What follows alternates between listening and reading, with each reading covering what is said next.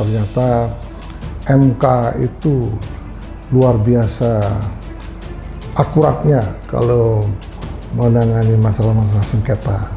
Nasi-nasi kecurangan yang begitu masif dikumandangkan oleh paslon 1 dan 3 tidak menggetarkan kubu 02. Tetapi kenyataannya narasi yang didengung-dengung adalah paslon 1 dan 3 semua merupakan narasi-narasi yang merupakan cerita-cerita ataupun hal-hal yang tidak berdasarkan data yang sangat akurat, bahwa tidak ada seorang calon presiden pun ingin kalah, tidak ada perlawanan melalui MK. Setiap pemilu di Indonesia ini selalu ada perlawanan, selalu ada gugatan di MK.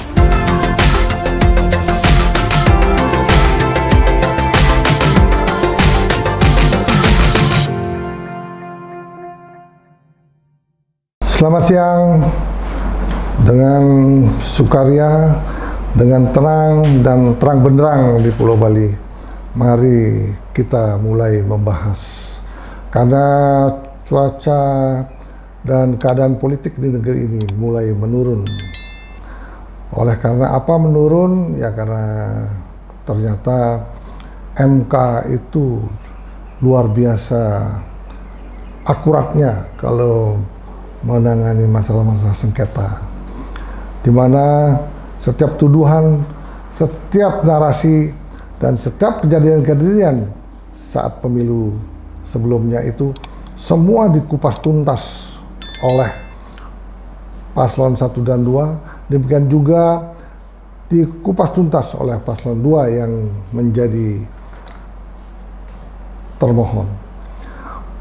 Pemohon paslon 1 dan 2 luar biasa hebatnya. Banyak pakar-pakar hukum didatangkan, tetapi juga tidak kalah hebatnya ketika pakar-pakar hukum juga menyajikan hal-hal yang sangat membingungkan paslon 1 dan 3. Karena pakar hukum yang membela paslon 2 sungguh luar biasa. Semuanya menggunakan nalar dan akal sehat dengan akurasi yang tinggi, dengan data-data otentik baik yang ada di dalam maupun di luar negeri. Namun demikian, paslon 1 dan 3 tidak kalah hebatnya juga ketika pasangan 1 dan 3 mendefinisikan bahwa bansos menyebabkan kemenangan kubu Prabowo dan Pak Gibran. Tentunya narasi ataupun gugatan melalui bansos tersebut tidaklah meyakinkan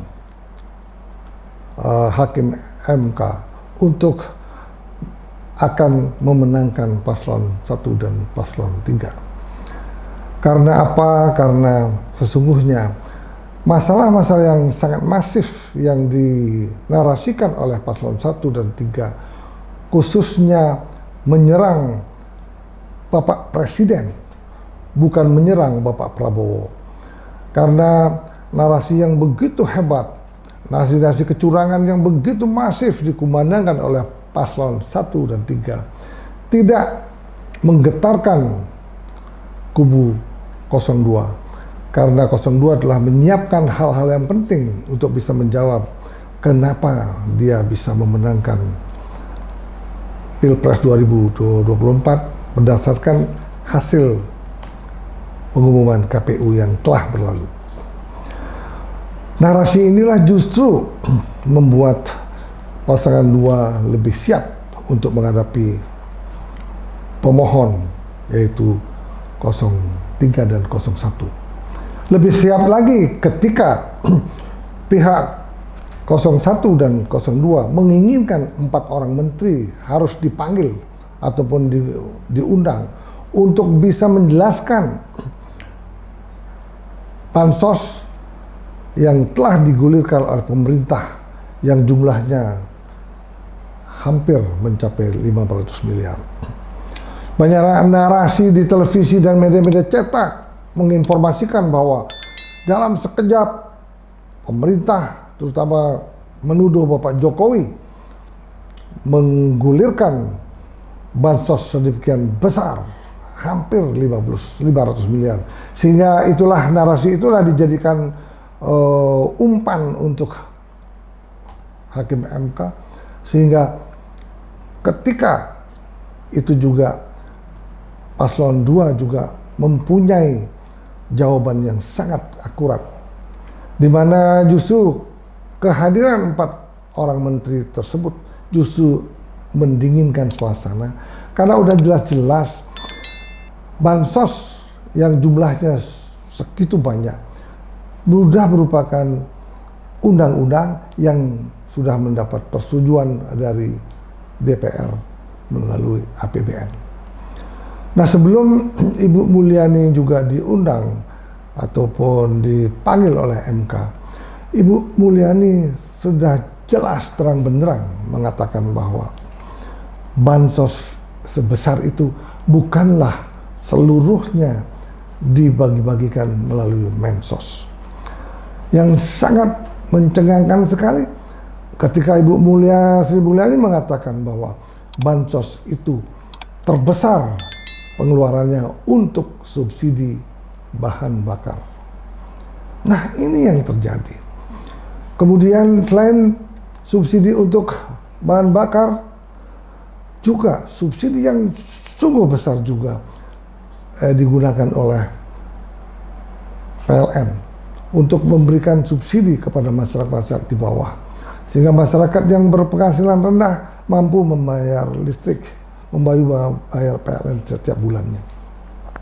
Dan juga digunakan untuk subsidi kesehatan dan lain-lain. Nah, itulah yang terjadi. Sehingga pada saat itu pun sesungguhnya tidak harus diundang pun Ibu Sri Mulyani dan menteri-menteri terkait lainnya, sudah jelas. Tetapi namun demikian paslon 1 dan 3 tetap menginginkan Bapak Menteri Hartarto dan 3 menteri lainnya, terutama Ibu Sri Mulyani, harus berhadapan dengan MK.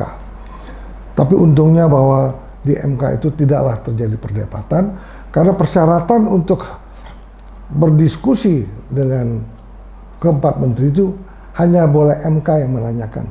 Kemudian paslon 1, 3, dan 2 tidak boleh menanyakan sesuatu dengan para menteri tersebut. Karena kepentingannya bukan untuk kepentingan paslon 1 dan paslon 3. Kepentingannya itu bagaimana caranya MK mendapatkan informasi yang benar, akurat, dan jelas.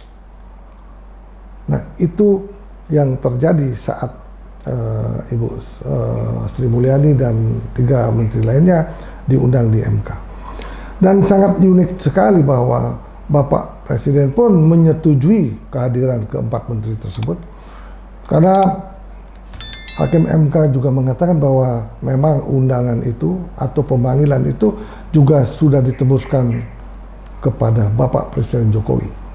Yang sangat luar biasa lagi, setelah menteri dipanggil ataupun diundang, ada juga narasi yang mengatakan bahwa Presiden pun harus juga diundang untuk menjelaskan masalah-masalah bansos maupun untuk masalah-masalah kecurangan proses pemilu 2024. Tetapi sungguh bijak dari Hakim MK mengatakan bahwa tidak etis mengundang Presiden RI, karena Presiden itulah bukan hanya kepala pemerintah. Presiden itu adalah juga selain kepala pemerintah, dia menjadi kepala negara yang sangat dijunjung tinggi kehormatannya. Itulah yang terjadi. Nah, setelah adanya undangan 4 orang menteri tersebut, mulailah pelan-pelan suhu politik mulai menurun. Kita tahu bahwa Hakim MK itu adalah hakim-hakim yang kredibilitasnya sangat tinggi, kemudian yang sudah selesai dalam hidupnya, di mana hakim itu pasti akan mengevaluasi secara detail, akurat, dan menggunakan data-data yang resmi. Ketika itu kemungkinan sekali Hakim MK ini akan menelurkan putusan-putusan yang arif dan bijaksana, tidak memihak satu sama lainnya. Bapak-bapak, ibu-ibu sekalian, marilah kita berpikir positif. Janganlah berpikir secara pragmatis untuk memenangkan sebuah perhelatan yang luar biasa besarnya di negeri yang kita cintai ini. Pemilu di negeri yang kita ini terjadi sudah beberapa tahun sebelumnya. Siapapun yang kalah pasti akan melakukan gugatan di MK.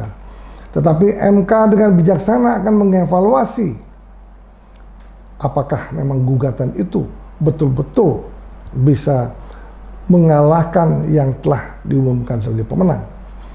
Demikian juga kali ini, kalau memang bisa MK membuktikan bahwa kemenangan Bapak Prabowo dan Mas Gibran apabila dimenangkan oleh karena kecurangan-kecurangan yang terstruktur dan masif dan bisa dibuktikan dengan angka-angka akurat, yakinlah MK akan bijaksana untuk mengambil keputusan yang benar. Tetapi kenyataannya, narasi yang didengung-dengung adalah paslon 1 dan 3 semua merupakan narasi-narasi yang merupakan cerita-cerita ataupun hal-hal yang tidak berdasarkan data yang sangat akurat. Tentunya keputusan MK tersebut pastilah apabila nanti memutuskan Bapak Prabowo tetap menjadi presiden dan Mas Gibran tetap menjadi wakil presiden, ketika itu yakinlah paslon 1 dan paslon 2 tidak akan banyak menarasikan hal-hal yang lain. Sesungguhnya apa yang terjadi, gugatan-gugatan terjadi di MK ini sesungguhnya adalah kecemburuan sosial ataupun kebencian terhadap Bapak Presiden itu sendiri. Karena jelas-jelas konon katanya Bapak Presiden lah yang memuluskan Mas Gibran, putra terbaiknya, untuk menjadi cawapresnya Bapak Prabowo. Tetapi kalau kita lihat seandainya Mas Gibran itu menjadi cawapresnya Pak Ganjar, tentunya dari PDI Perjuangan pun tidak akan melakukan hal-hal yang seperti yang dilakukan oleh MK. Karena sesungguhnya Gibran itu ataupun dukungan Presiden Jokowi itu sangat dibutuhkan oleh semua paslon. Nah, itu yang sangat terjadi, kisruh yang terjadi ini dapat kita analisis secara jernih. Ya, mudah-mudahan apapun hasil dari MK tersebut, hendaknya yang kalah pun harus legowo. Tetapi yang penting di sini, bagaimana caranya untuk mengawasi kinerja presiden yang memenangkan Pilu 2024 sehingga negara yang kita cintai ini terbersih dari korupsi yang begitu hebat dan masif. Untuk itu, marilah kita mengucapkan terima kasih yang sebesar-besarnya karena pemilu yang besar tersebut telah dilakukan secara damai dan berhasil menelurkan hasil pemilu yang cukup luar biasa. Walaupun terjadi kerikil-kerikil di dalam gugatan di MK, itu merupakan hal yang biasa. Hal yang biasa yang telah terjadi di pemilu sebelumnya. Tetapi yang penting bahwa marilah kita berbesar hati, bagi yang kalah hendaknya mengakui kekalahan. Dan kemudian bagi yang menang, hendaklah jangan sombong dan berikanlah masyarakat ini ketentraman, berikanlah ketajaman berpikir bagi kita semua, sehingga apa yang akan dilakukan oleh Presiden dan Wakil Presiden 5 tahun ke depan mampu membuat negeri yang sangat luar biasa hebatnya ini menjadi negara yang maju di kemudian hari. Bapak-bapak, ibu-ibu sekalian, itulah yang terjadi. Karena kita harus maklum bahwa tidak ada seorang calon presiden pun ingin kalah. Tidak ada perlawanan melalui MK. Setiap pemilu di Indonesia ini selalu ada perlawanan, selalu ada gugatan di MK. Tetapi gugatan kali ini memang sangat sulit untuk dipatahkan karena perbedaan paslon 1 ataupun paslon 3 dibandingkan dengan paslon 2 sangat jauh. Nah, itu kenyataan yang terjadi. Ya, demikianlah Bapak-bapak, Ibu-ibu sekalian, para pemirsa sekalian, marilah kita berpikir dingin, berpikir positif, sehingga negara yang telah dibangun oleh pendiri bangsa ini dapat terus maju ke depan, mampu mensejahterakan masyarakat, sesuai dengan program-program yang telah dicanangkan oleh Bapak Prabowo dan Mas Gibran. Terima kasih Bapak-bapak, Ibu-ibu, para pemirsa sekalian. Untuk itu, jangan lupa tonton video-video Mr. Puisi berikutnya. Dan jangan lupa like, follow, dan subscribe Mr. Puisi Live. Tepuk tangan.